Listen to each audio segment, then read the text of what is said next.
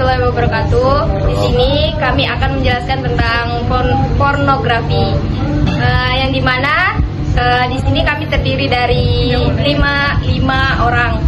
Yang pertama saya sendiri sebagai moderator Elsa Selviana. Yang kedua ada Syarifah. Yang ketiga ada Fitriani. Yang keempat ada Ricky Riundi. Yang kelima ada Leri.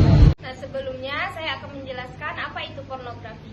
Pornografi adalah gambar, sketsa, ilustrasi, foto, tulisan, suara, bunyi, gambar bergerak, animasi, kartun, percakapan, gerak tubuh, atau bentuk pesan lainnya melalui berbagai bentuk media komunikasi dan pertunjukan di muka umum yang memuat kecabulan atau eksploitasi seksual yang melanggar norma kesusilaan dalam masyarakat.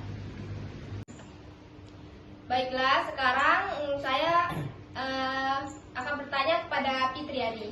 Bagaimana sih menurut Fitriani, kenapa sih remaja zaman sekarang itu masih tertarik dengan situs pornografi?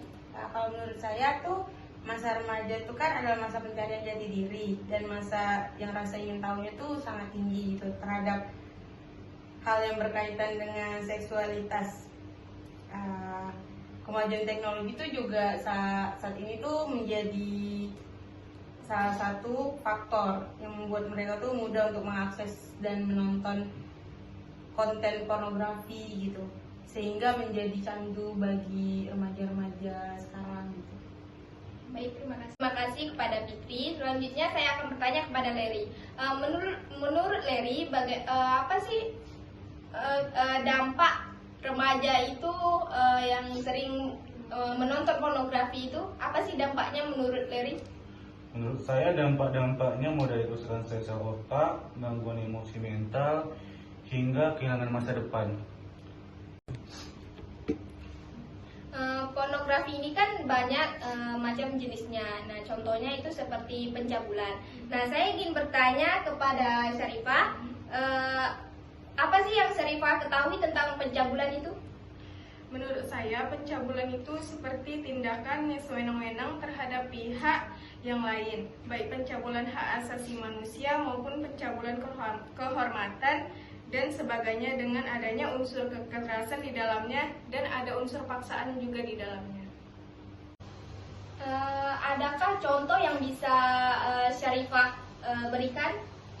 Contoh kasusnya seperti kasus pencabulan anak di bawah umur dalam beberapa bulan ini banyak terjadi di Kota Batam, yang mana polisi menindak 4 kasus pencabulan yang rata-rata pelakunya merupakan orang terdekat seperti tetangga dan pacarnya. Pelaku merupakan suatu tetangga korban, yang mana modusnya dengan pelaku mengajak korban bermain dan membelikan korban es krim. Setelah itu dalam kasus ini terdapat sebuah ancaman, yang mana korban ini diancam untuk menggunakan pisau agar tidak memberitahu kejadian tersebut kepada orang tuanya. Itu termasuk suatu kasus pencabulan. Itulah pentingnya ilmu parenting yang seharusnya pihak orang tua harus lebih menjaga dan memberikan wawasan sejak dini kepada anaknya, dan kepada pihak hukum agar lebih memberikan perhatian serta dapat menangani kasus pencabulan di masyarakat sehingga memberikan efek jera terhadap pelaku yang melakukan kasus tersebut. Baik, terima kasih Syarifah. Nah, selanjutnya saya akan bertanya kepada Ricky. Menurut Ricky, apa sanksi yang didapatkan oleh remaja tersebut ketika melakukan pencabulan? Menurut saya, di dalam pasal 81 Undang-Undang Perlindungan Anak tahun 2004 nomor 34 tersebut ada 3 hal yang menjadi sorotan. Hal utama yang disoroti adalah pelaku pencabulan akan dikenai sanksi pidana penjara paling singkat 5 tahun dan paling lama 15 tahun serta denda paling banyak 5 miliar. Baik, terima kasih Ricky.